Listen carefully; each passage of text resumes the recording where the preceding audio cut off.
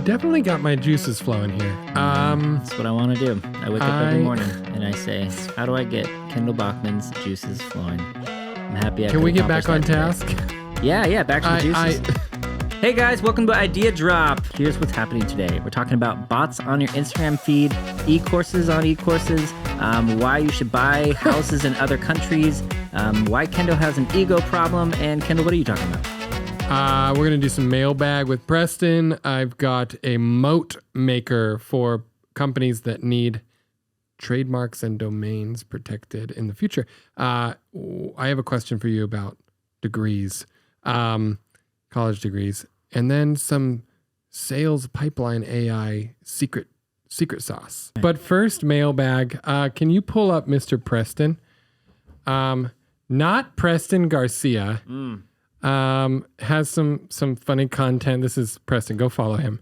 A subscription-based company named BRB.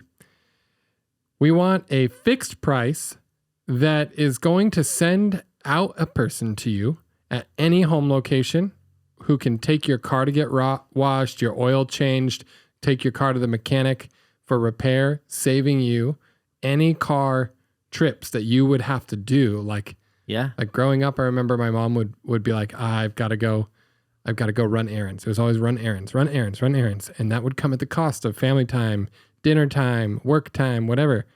So basically anything car related errands, they come to you, pick up your car and go get that thing done. That's a good idea. It's a great idea. It would be great. Car related everything. Insured drivers, because in California, especially, which you have means to drive. It follows the driver, right? So they're insured on their insurance. They're just borrowing your car and they're going to go get done. You pay them. Yep.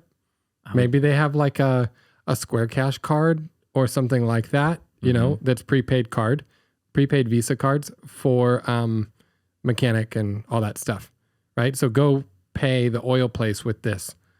Yeah. This would be really hard to set up. Okay. Be really hard to set up. Why? You have to get buy-in, then you have to get people who would do it. You'd have to do it in one city at a time. One city, for sure. For sure.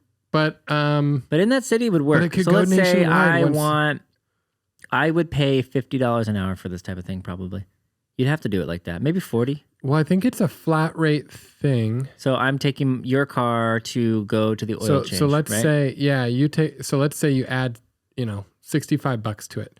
But it's you're going to get to read or take a work call. You could literally be on the clock on your other job. Yeah. And get an extra $65 3 times today. Yeah. I think that's what would happen, honestly, in this type of scenario.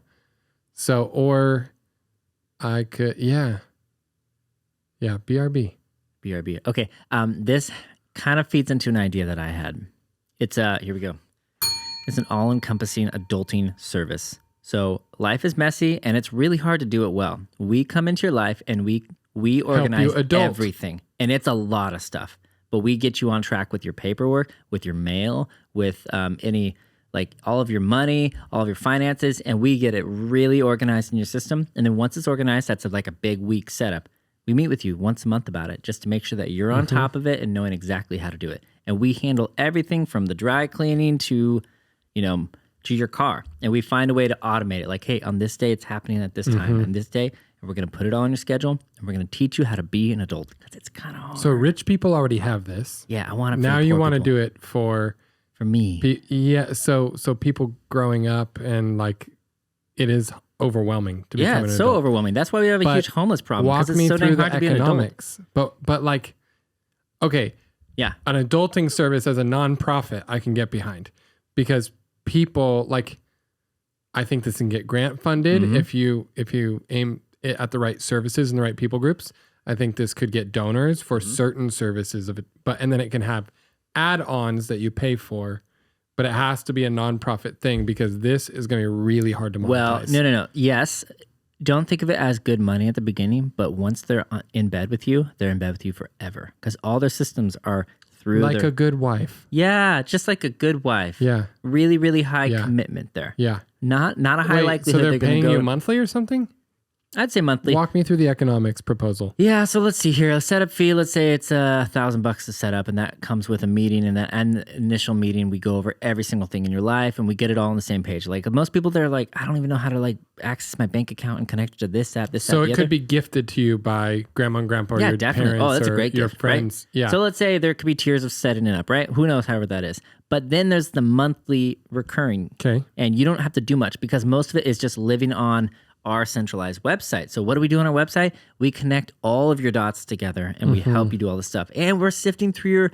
We keep you on track. Yeah, we're sifting through your bank account to make sure that you don't have any unnecessary subscriptions. We're doing all the things you should do, but it's just annoying. It's annoying to think of all this stuff.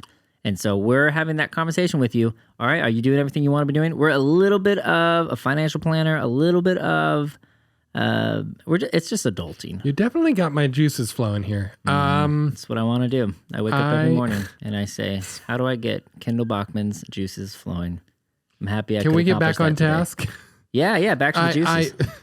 You definitely have me thinking there are some big hurdles. This is going to be a hard business, but I agree with you. It would have a big moat. So once established, so profitability would be elusive and long-term, but protectability would be massive. Like it would be very hard to displace. It would take big VC money for a competitor to rise up and steal that market from you. And even if they did, you'd still be a serious player long-term if you were first to do this well.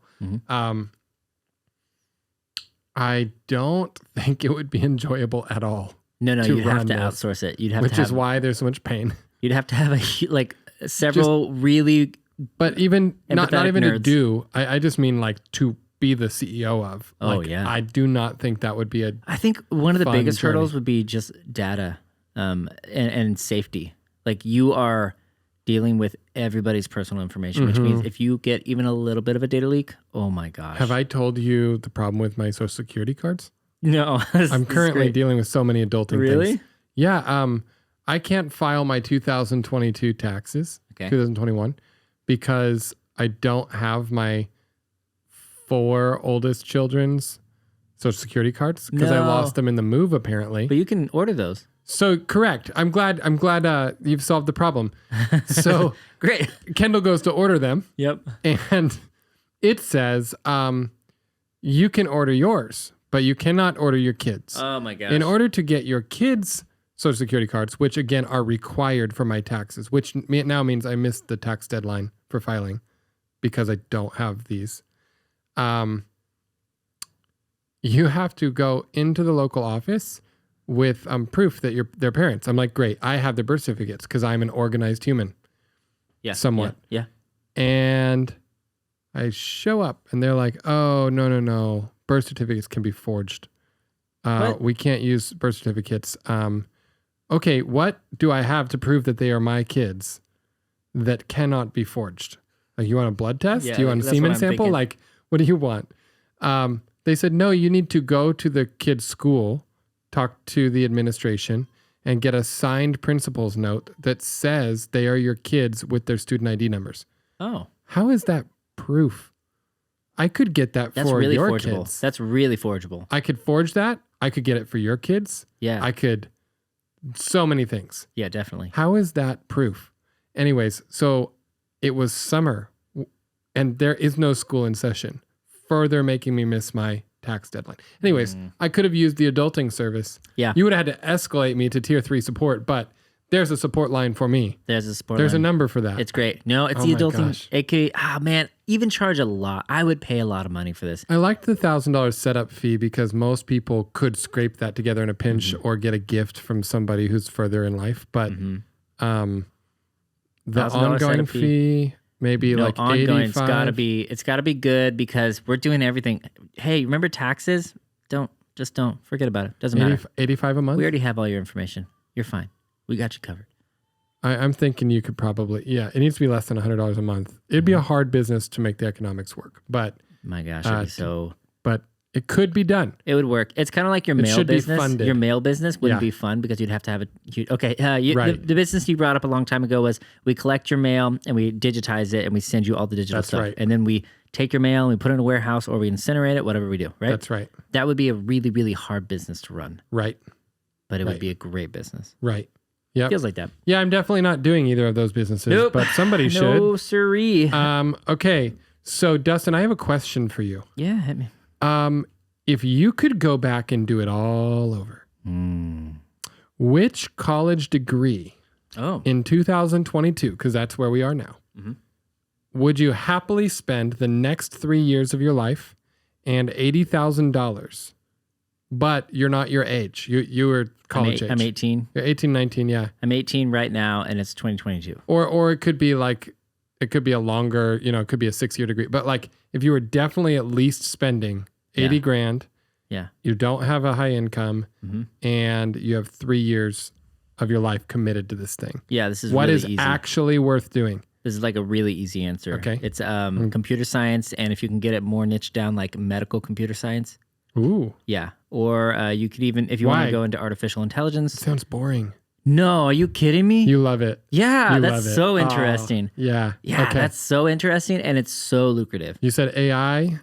Yeah, anything that's super niche down. Because I think in order to start good businesses and move forward in life, you should have a fallback skill. So not a business degree? No, that's so terrible to say. But no, I can learn most of that business stuff. But it is nice. Okay, if you show up to a job interview or whatever you say, and you're like, yeah, I have all these skills and I have a degree in computer science. They have a higher likelihood of accepting you, right? And then you can get a master's in computer science or whatever you wanted to do. You can do it with what are those little short boot camp? You could do it with a boot camp, but it wouldn't be as effective, I don't think. And I wouldn't get a business degree. I hate to say that. I don't want to say that they're a joke, but I think it's most of them are. It's a lot of soft skills. I'll say it. Yeah, I'll say it. Most of them are.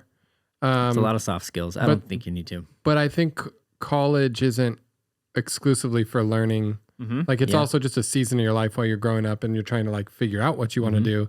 But the problem is the debt you're going into. Yeah. So it's not really that you're spending your life like learning or absorbing broad knowledge. Yeah. Or like I don't have a problem with the teachers or the classes. Yeah.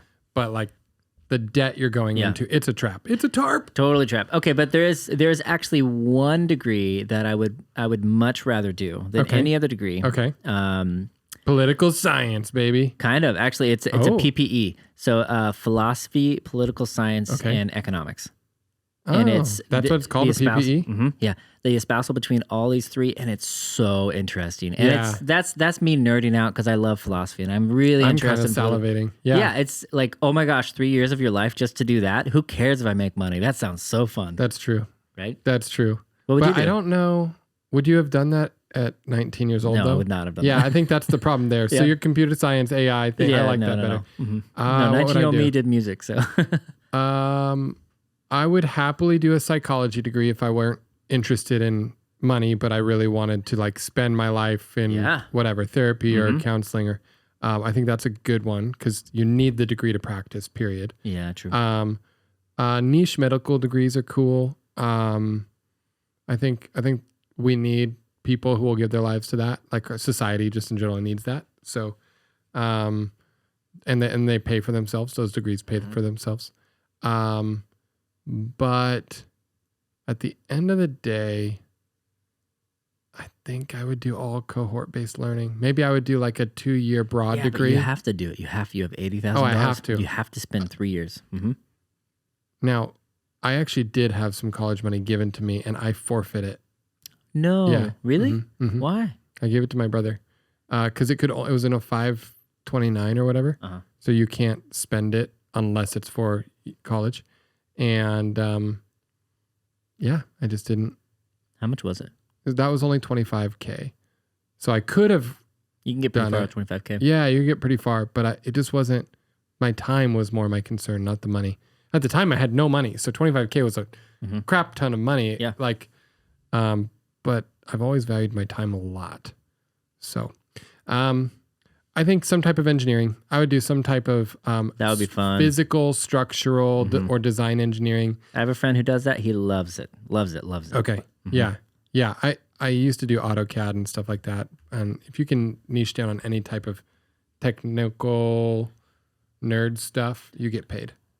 And you could get time. I wouldn't do the like high stress things like going to be an ER doctor, or I'm going to be a trial lawyer, or I'm going to, like, those sound so stressful to me. Mm-hmm. Money is not worth giving your life to stress like that. But no, that's bad. Yep. Okay, I've got a business idea for you. Hit the button. Okay. My mother gave me this business idea. It's a bot that goes through your Instagram and deletes all the spam accounts and comments. Oh. And I initially said, this isn't going to work, Mom. This is way too much work. And then I was like, no, I can make this work. And then I started sitting with it and thinking about it. I think this could work. I really think this could work. We have an Instagram, not very popular right now, but we do already get bot and spam posts. Yeah, true. And they're pretty obvious. True. They're pretty obvious, yeah.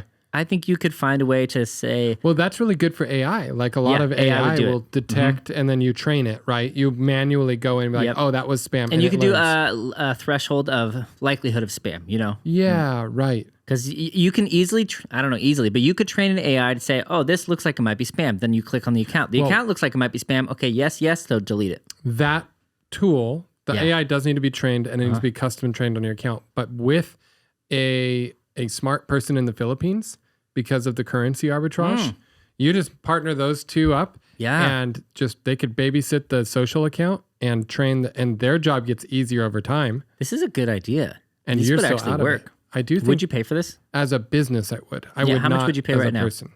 We have a business. This is our business. How much should we pay for this? Businesses. I would pay. I'd probably pay $80 a month for this. $50, no problem. $80, very likely. $300, no. I would not. Yeah. But if I was a very, very big business, maybe for $300. No. You could charge per volume. Big businesses are bureaucratic and have like. No, but like, let's say I'm an anything. influencer. I have 1 million followers. I don't care if this costs $1,000 a month. I'm tired of these bots. But there's something to do with product market fit where like people are just trained on certain prices and that's valid. They'll just be annoyed no matter how much they have. Like think about like the rich person with the old Chevy. Like they still don't want to. They still complain about gas prices, but they could be multimillionaires. Mm-hmm. Like, so I think it doesn't matter. You still are going to be like, this feels like it should cost $80. Yeah, so $80 would be tough. $59, something like that. Yeah, so let's say it was $59. You'd have to get the AI bot to do most of the work for you. So you have to build the system, which if you went to college for that computer science degree, you could do that. Honestly, like one person could manage so many accounts, so I'm not worried about that. Yeah, you could do organic outsourcing. You could just go to the Philippines and say, hey, $5 an hour. Can you just go through this account? Oh my twice gosh. a day? I worked with some people in the Philippines who have the best Texan accents. Really? I literally would swear they're from Texas. It was crazy. They just trained. All right, we're down. We're gonna get this accent down. It was like they had this draw. I'm not gonna try to do it, but don't try it. Anyways, okay. That's a good one. I'm gonna go a sales pipeline recommending engine. Okay. The problem that salespeople have, I want to make this more frictionless. I used to do tech sales, and every company that has growth has some balance of marketing and sales. The salespeople have to figure out how to do follow-ups. Like, okay, 7 months, I talked to Bob. Bob wasn't interested at the time, but he said maybe later. And now he's out of sight, out of mind. I want, like you can subscribe to Google Alerts, like about news. Mm-hmm. Some combo of like subscribing to like the news about a company and changes to Bob's LinkedIn. I already drank the coffee. And changes to Bob's LinkedIn and the like potential new and subscribe to their newsletter. Bob's company that you're trying to sell to has a newsletter.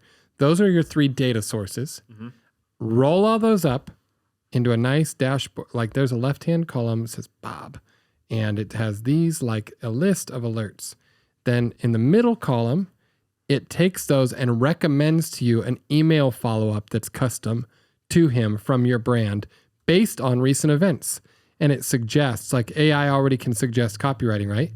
So we just go, it's suggesting like, hey, congratulations at winning that award at the 2022 conference this year. Would love to sync up with you when you got a chance. It could just recommend that follow-up email. And if you click the button, it'll go. But you can just click next, and just browse potential follow-ups that are contextual to recent events in Bob's business. You could do this I know exactly how This you is could do very this. This doable. is really similar to what I'm building right now, actually. It's But for a the totally same- different use case. Yeah, but that's the beauty of it. The system's almost the same. Yeah. So you just automate it with Jasper and probably a different summarizing software, and then you also have to use Jasper again to say, I want you to reply to this content matter. Yep. Sync it all into Airtable, and you could charge per client. How much would I pay for this? So right now I pay for lead gen and sales systems, and we pay for CRM stuff, and I probably pay right now $200 or $300 a month for ClickUp, which we do CRM stuff in. I pay like $300 a month for Slack. I pay like $300 a month for Zoom. So this platform, I would probably just end up paying another $300 a month. It'd have to be expensive because there is a lot of back end work on it. But the beauty is once you get a lot of people scaled, they start feeding into each other. Yeah, it doesn't have to be expensive. It just has to be like the build of it has to be funded. Client watch, competitor watch. It would just be like business watch. Okay, but I can give you a beautiful add-on. Okay, yeah. So let's say that's all working. Yeah. And my business is paying $300 a month, and it's just giving me recommendations of sales follow-ups. And if I click yes, I like this one, or I want to edit this slightly. This makes sense, man. I do sales, and it's like there's a little bit of like I have to go to their website. I have to get a feel of how they are. I look at how much traffic their website has this month versus last month. But this is just a browse of like and then you have to train somebody to know how to look for what to look for. Yep. You know, yeah. This is outsourcing intuition. So once that's working, like once I'm a customer, if you came to me and said, now let's do it for cold outreach. And the cold outreach was the same exact system, but the pitch is I already have everybody's email addresses. You're buying their email addresses and their name, the contact data. You don't have to go get that from another source. It's already in our system. Like I will probably add another $1,000 a month for that. And if you give me somebody, again, could be a smart person in the Philippines, to run that for me as my cold outreach runner, like I now trust the contextualization of those more targeted messages instead of just one message goes out to 1,000 people that's roughly the same. Oh man. Okay, is it doable? Okay, so realistically, one guy could do this, but it would take a lot of I don't sweat. need to start a one-man company. Is just the company. 10 people to do this. Oh, 10 people easy. Yeah. Or if somebody gave us $300,000, could we do doable. this? Very doable. So if somebody funded $300,000, we would get 5 people's salaries in the Midwest for a year.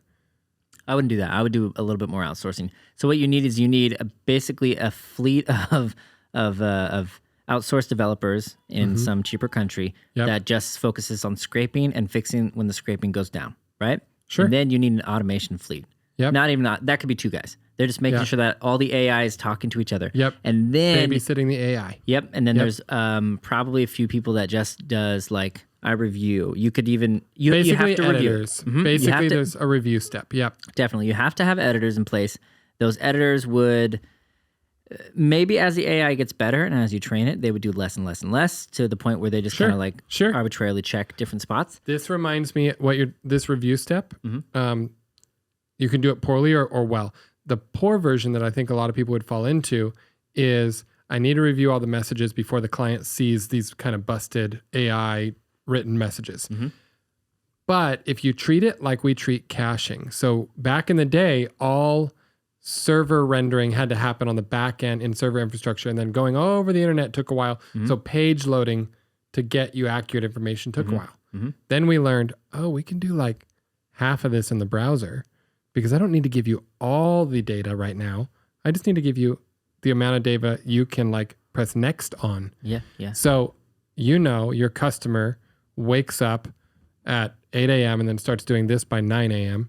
And they're going to go through maybe 60 messages, but they're not going to go through 600. So you just need to make sure that before that next day, somebody has reviewed 60 and cached 60 ready to go messages the next morning. And no, it's an ongoing editing thing. That is for sure. But you can just have those ones ready. So the labor is like just in time labor. So the way you would have to do it also, there'd be a little bit of onboarding for the company that is doing the reach out, right? So let's say your always, company's yeah. reaching out. You have to say, hey, how do you want to posture yourself? Yep. Or you could even say, hey, we're going to use our analytics on your company, and we're going to form a good pitching email that will marry to the different companies. And every single email you send out has slightly different things. This is really complicated and really, really, really fun and exciting. I would love to do this business. This business makes me so happy. But you have so much database issues right there.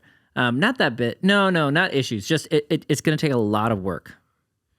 It's going to take a lot of work. I don't know how to do this. Am I doing this right? All right, we're on TikTok. We just had a banger idea, but it's not going to release till next Monday, so you better be there. But is this TikTok? TikTok? You call it TikTok? This is TikTok. Oh, I like that. All right, bye. Yeah, I would do this business. I would do this business with you. I'm already. No, I can't talk about it yet. I'm sorry. sorry. Okay, let's move on. Move on. Kendall, question for you, my friend. Did you play Mario Brothers growing up? Of course I did. Did you love it? Yes. Okay. I think somebody should go out there and recreate every single Mario Brothers level on Minecraft in 3D. Oh. It might be done, but but I do think or make every that's like how the good original. The idea is. Yeah, it might be done. Has it been done? Jamie, producer, has it been done before? Have people recreated like I want the original Mario Brothers from beginning to end, and I want to play it, but just in a more like, we modernized it. Jamie's checking it. He's checking it out. As he's checking it out, just imagine the wind in your hair. I don't know how that makes money. Oh, you just pay for the games, pay for the levels. I want to play it. Oh, awesome. $15 for this little Mario Brothers. The marketing's so hard to get these small transactions. There's not, I get nervous with small transaction businesses. Really nervous. Yeah. Lori Grenier, you know who that is? Nope. She's the Shark Tank lady that has like 1,000 patents. She's always on QVC selling cheap plastic things. Nice. For interesting use cases. That's the opposite of how I think. So she's always like, millions of people are going to buy this. And we're going to make $1.22 per item. Yeah. I'm like, how do I make sure that I make hundreds or thousands of dollars every time a customer engages with this? And I don't know. I can see both sides. Like, imagine being the person who said, hey, hair ties, that's a good idea. That was a great idea. Oh, for sure. For sure. They're just riskier. Jamie, what'd you find? Is it out there? Jamie said, oh, no. What? Did somebody do this? Oh, no. This is incredible. And you couldn't fly around. But this Nintendo Land featured tons of awesome Mario structures and levels. No way. And that idea got my mind racing. Sure, the worlds of Mario could be created and referenced in Minecraft, but was it actually possible to build a game world inside of another game world? To wait. You have another video playing at the same time, I think. In all its functionality within a land of blocks. Well, today we're going to do... We got problems. Ended up in extended and costly litigation. Frankly, should he's Dr. okay. Ramsey's employment be terminated, it really would make Free perfect will. sense for her to proceed with legal action. We'll come back to it another time. No worries. Okay, so it has been done. Somebody did make it in Minecraft. Okay, but is that like the original Mario Brothers? Because I think the nostalgia would be there. Was it the original? The answer is he doesn't know. Oh, there's a baby in the background. All right, we should end up pretty soon. I'll just pitch a couple more ideas your way, Mr. Bachman, and you can pitch one my way if you'd like to. But here is a good idea for you. You ready for this? I travel a lot, and I think that you could, theoretically, as an American, go to a different country, purchase a home, and Airbnb out that home, but specifically for Americans. And I think it's more doable than you might imagine. So I'm thinking about Taiwan. I could buy a house for $50,000. Can't do that in America. Boom. Then I make it nice, make it Americanized, and I market it to Americans that are visiting Taiwan. Just more comfortable, like for what we culturally expect? No, honestly, just have American language. So when you're scrolling through Airbnb, just be like, "Oh, I understand that." Words that are words that are in English. Oh, I understand that. It's $35 more. Yeah, but I know what I'm getting. I'm doing. Didn't we talk about Americanizing the landing pages of Airbnbs? Yeah, that's a great idea. That one never aired, so this didn't air, but it was a great idea. We want to Americanize the Airbnb text of foreign Airbnb houses. and we want to charge $100 each time we do it. Yeah. But we're just going to rip through them. Yep. Yeah, but I don't know how you find those clients. Anyways. Yeah, that's nice. Yeah, finding the clients is hard. Bro, did I ever tell you about the time I was in an airport in Italy and I lost my phone. I get out of the cab, lost my phone. My wife's phone does not have phone numbers or anything like that. And I'm like, holy crap, she didn't have service. And so what I had to do was our flight leaves in an hour and a half. That's the context. Okay. I have an hour and a half Yep. to figure out where my phone is. It's go time. And the cab took my phone away, right? And I have no phone to find my phone. So I get on my wife's phone, get on Wi-Fi because she doesn't have a SIM card in that country. I go to Airbnb. I have to start a new account.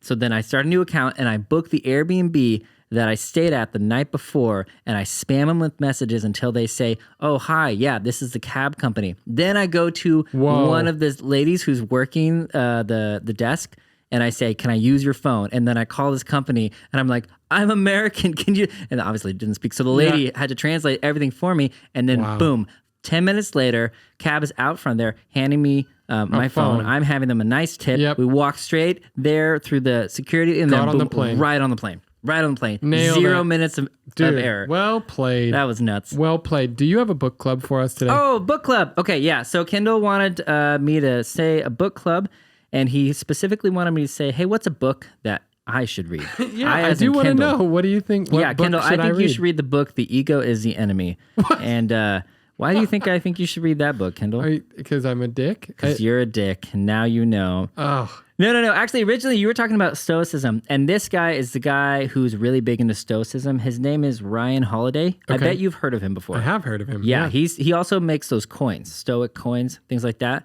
Really good margin. Familiar. He was on really good margin on coins. There is a great margin on coins, gosh. actually. Yeah, it's great. It's funny. He talks about that. He's on a different podcast we both listen to. Okay, yeah. I did hear that. Yeah. Okay. So this is that guy. And he talks about how there's not that much money in the book business, but the book is incredible. The best thing about the book that I loved was he was very big on, if you're going to do something, don't talk about doing something, then just do it. And then when people come back, they see that you did it, and you don't have to be the fluffy guy. So this kind of bleeds into a quote. There's a big quote by an author that I love, Rob Bell. Yep. You might like him as well. Yep. Somebody like approached Rob him. Bell. Yeah. So somebody approached him and said, Rob, I think I'm going to write a book. And Rob Bell just looks at him. He says, yeah, a lot of people talk about writing books. And that's all he said. And it was just like, oh. Then he goes and breaks it down of, that's the problem. A lot of people talk about doing interesting things. Dude. Nobody actually does the interesting things. So don't talk about the interesting thing you're going to do. Do it. Show somebody a result. And then that actually increases your likelihood of getting it done. There you go. That's Is my it on book. Audible? Mm-hmm. It's a great book. It's a really good book. I'll get it today. My ego's too big. I'll shatter it a little bit. Dude, I've listened to it twice. It's fantastic. Yep. Okay. All right. By Ryan Holiday. I'll get it. Get it. Let's do... I wanted to respond to the just do stuff, theme. Like, I often get afraid I'm talking too much. Often. But I also do a lot of stuff. Mm-hmm. And so I don't always know where the balance is. And so when I get insecure about that, I do default to I'm just going to be in do mode. Yeah. And then figure out what is it that people need from a communication standpoint. Mm-hmm.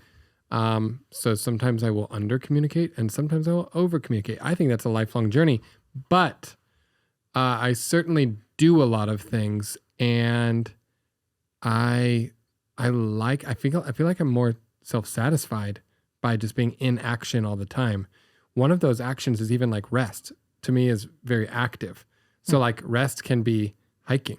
Mm-hmm. Rest can be hammock with a book, but I'll build it into this is the only thing I'm going to do right now. Mm-hmm. I don't need to be hey, Dustin, I'm going to go get in a hammock and read the book about Stoicism. I'm just going to do it. And then if we want to talk about the book when I'm done, then we talk about it. I love that. But it is hard because I live in the future in my head. So a lot of things that I am going to do, I nerd out about on now. Yeah. Because in my head, I'm just figuring out what I'm about to do and how I'm going to do it. There needs to be a safe space for you to talk to people where we're kind of that with each other. Yeah. Oh, I should do this. We should do this. This podcast is wonderful for that. Absolutely. Because you flesh out ideas. But his whole point is definitely don't talk about the things you're going to do. Just do the things you want to do. Them. Mm-hmm. Absolutely. Yeah. Yep. Well, that's a good way to end the show. Good way to end the show. I appreciate your time. I will see you next Thursday. See you next We Thursday. will release on Monday.